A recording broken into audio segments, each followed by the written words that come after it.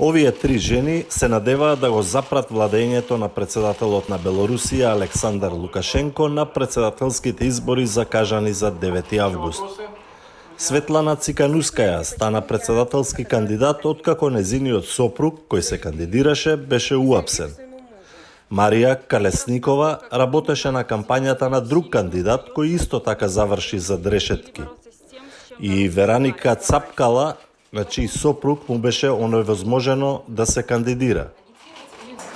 Наше текущее руководство страны бесстыдным образом сняло 3 самых сильных кандидатов на пост президента Республики Беларусь. Поэтому именно после вот этих бесстыжих событий мы решили объединиться и показать, что такое женская солидарность.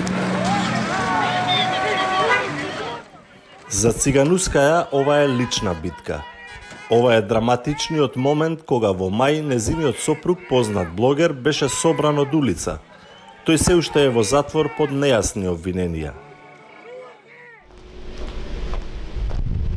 Додека беа на пат за предизборен митинг, Циганускаја изјави дека незините деца, кои имаат 4 и 10 години, ќе бидат вознемирени од апсењето на нивниот татко. Я им рассказываю сказки, что он в командировке, мы ему пишем письма. Они не знают?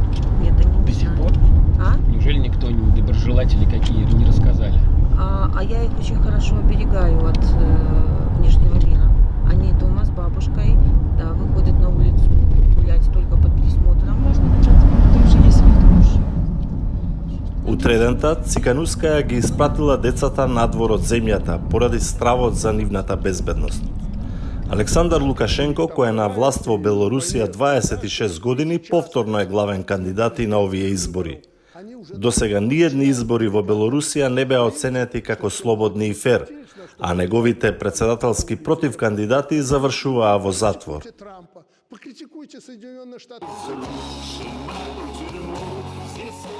Но тоа не ги колеба овие три жени кои добиваат се поголема поддршка. Почему необходимо голосовать за Светлану Тихановскую? Светлана не только сильная и героическая женщина. Светлана наш билет в счастливую и свободную Беларусь. Планот на овие жени е да успеат Циканускаја да влезе во вториот круг и да победи. Потоа таа би распишала нови председателски избори кои би биле демократски и фер.